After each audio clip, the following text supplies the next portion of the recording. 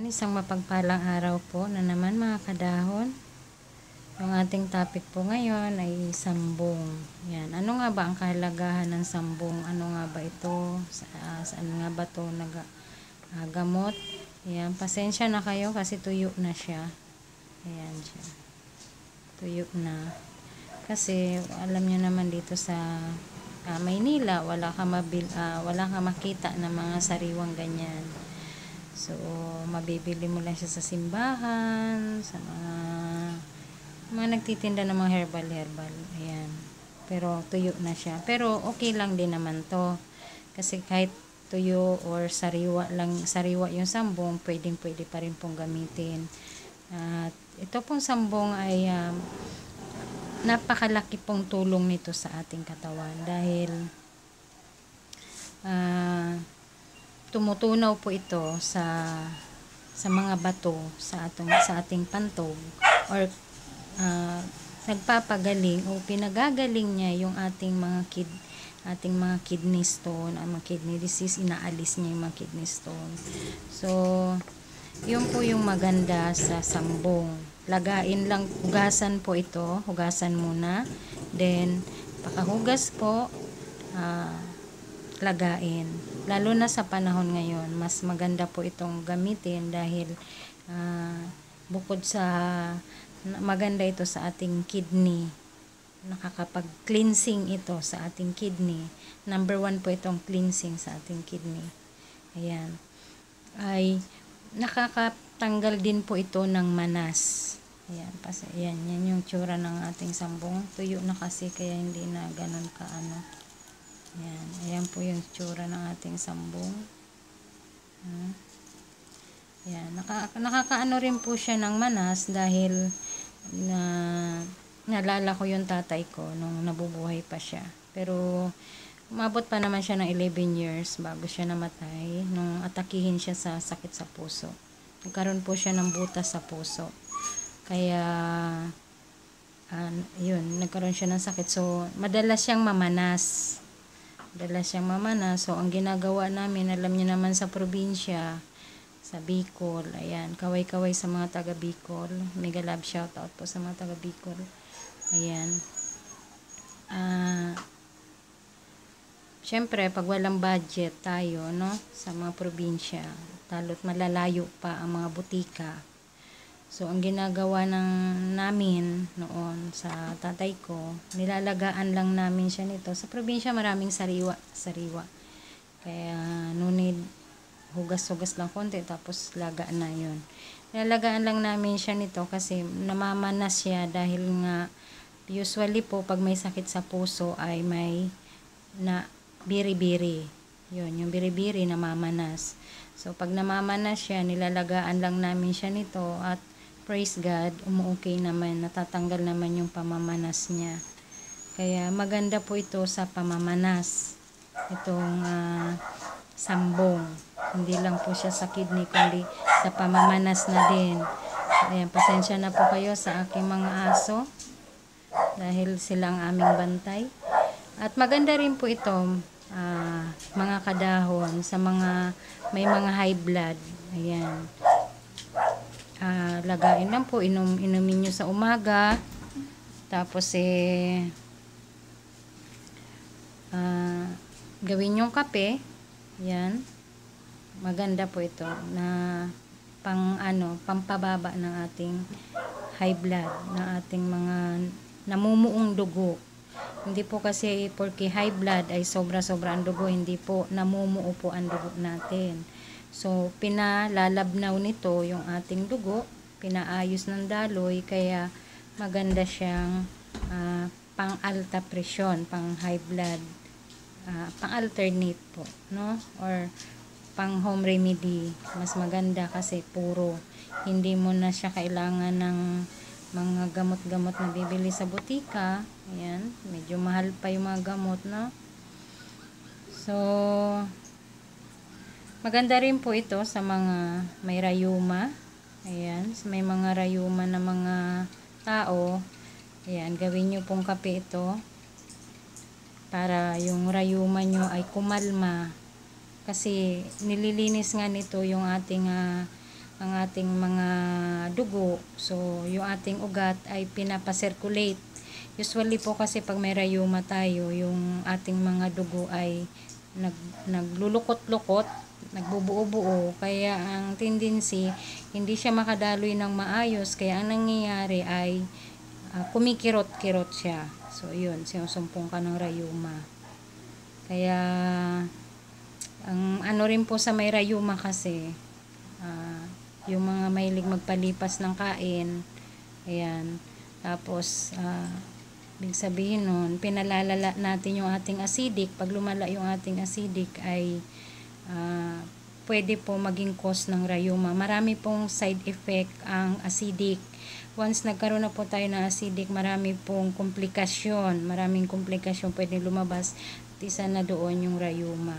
Ayan. Kaya iwasan magpalipas ng kain at minom lang din ng mga herbal kagaya nito or mga inumin, mga pagkain na matubig na talagang iki-cleansing yung ating mga ugat, yung ating pantog or yun. At maganda rin po ito sa may mga sipon dahil sa probinsya, alam niyo sa probinsya wala naman, di uso ang doktor, no? At kung may doktor man ay napakalayo, lalo na yung mga nasa liblib na lugar, nasa mga kabundukan. Yan, kagaya namin, nasa bundok kami. Sa Bicol, nasa bundok po kami nakatira. Ay, alam niyo yung kapitbahay namin, ang layo niya ay pag humingi ka ng asin sa kapitbahay mo, pag uwi mo ng bahay, tunaw na. Lalo kung maaraw, tunaw na yung asin. Ganun po kalayo yung bahay. So, ibig sabihin, malayo rin sa doktor talaga. Kaya, usually, ginagawa ng mga matatanda, ng mga parents sa probinsya, ito lang, nilalaga lang itong sambong, then yun ang pinapainom sa mga anak, at praise God naman, gumagaling naman. So, sa panahon po natin ngayon, kailangan natin ng mga alternate medicine. Hindi naman po kailangan bumili ng gamot diyan sa butika para lang may gamot ka talaga. Ano lang, kailangan lang din natin ng maging matalino sa paghanap ng ano bang pwedeng makagamot sa atin. Ayan, ito na nga po ay isa sa pinakamagandang gamot, ang sambong. Ayan, tuyo na yung aking sambong. Pero meron po tayong sariwa dyan sa yung aking thumbnail. Yan lang yung sariwa, no? So, yun po yung maganda sa sipon. At maganda rin po siya sa may hika. Naalala ko ang kuya ko noon. Pag inaatake ang kuya ko ng hika, hinihimatay. Yan. 2 years ago na ang kuya ko namatay. Yan, nakakamiss ang kuya ko. Yun, dahil doon, pag inaatake ang kuya ko noon ng hika, hinihimatay siya. Tapos, ginawa ng magulang ko, pinapainom siya ng sambong, pero parang hindi pa rin effective. So, ang ginawa nila, pinatuyo talaga nila to, as in tuyong-tuyo, then dinurog, yun, talagang pinong-pino na siya, then nilagay sa pakete ng parang sigarilyo, pinahit-hit sa kapatid ko, sa kuya ko. Ayan, simula tuloy noon, nasana yung kuya ko manigarilyo. Yan. Pero yung hika niya nawala naman. Nawala yung hika niya, pero doon nag-start yung nahilig siya sa sigarilyo kasi gagawa ng tatay ko yung pakete ng sigarilyo niya, doon niya ibalot yung dinurog na sambong, tapos ano niya sa kuya ko, pinagawa niya parang sigarilyo. Kaya ayun, doon na nagsimula ang bisyo ng kuya ko sa paninigarilyo, which is hindi maganda, pero kasi doon nagsimula ang bisyo niya na hilig sa sigarilyo. Pero yung effective po ng sambong ay maganda yung naging effective sa kanya, nawala ang hika niya. Yun po yung maganda sa sambong. At maganda rin po nito, maganda rin po ito sa mga may bronchitis, dahil yung alam mo yun, yung hirap na hirap kang huminga, hirap na hirap ka sa ubo mo, pinapahirapan ka talaga. Lalo ngayon uso, no, ubo, sipon, lagnat, sakit ng lalamunan. So ito po yung pinakamagandang alternate medicine natin, lalo na sa mga probinsya. Yan. Or sa mga tao na walang-wala talagang pambiling gamot na sa mga butika, kuha lang po kayo ng sambong kung may alam kayong kapitbahay na may tanim or may nagtitinda dyan. Kahit tuyo yan, pwede po yan. Ugasan nyo lang, then pakuluan nyo. Then yun po ang gawin yung kape. Or inumin nyo sa umaga or sa gabi bago matulog, mas maganda po. Para pagising mo, iihi mo talaga yung yung bakterya. Yan. Maganda rin po ito sa sa sumasakit ang tiyan. Ayan. Kasi may po ito, ginagamot niya yung ating tiyan sa pananakit. Kaya maganda po itong sambong na to. At maganda rin po dito, kung nahirapan po tayo huminga, lalo na po yung mga, di ba, yung usually yung ngayon ng COVID, no? Pag hirap huminga, inuubo ka, sinisipon, nilalagnat, yun talaga yung mga sintomas. So kung nahihirapan po kayo huminga, yan, laga lang po kayo nito at inom na po kayo nito ng sambong. Maganda po itong sambong. At maganda rin po ito para sa mga may sugat, dahil pinahihilom niya po ng mabilis yung ating sugat. Pwede rin po siyang ipanghugas mo sa sugat mo. Pwede mo rin siyang inumin. So dalawang purpose siya. Kasi po ito, herbal. Maganda ito sa mga may sugat. Mabilis siyang makapagpahilom ng sugat. At maganda rin po ito sa mga namamaga ang lalamunan. Ayan, kaya mayroon ako nito kasi namamaga yung aking lalamunan ng mga nakaraang araw. So talagang kailangan ko nito. Kaya ayan, mayroon ako nito ngayon para ito yung lalagain ko. Then sasamahan ko siya ng luya. Yun po yung nagiging kape ko. Kaya maganda po, napakaganda ng effective nito.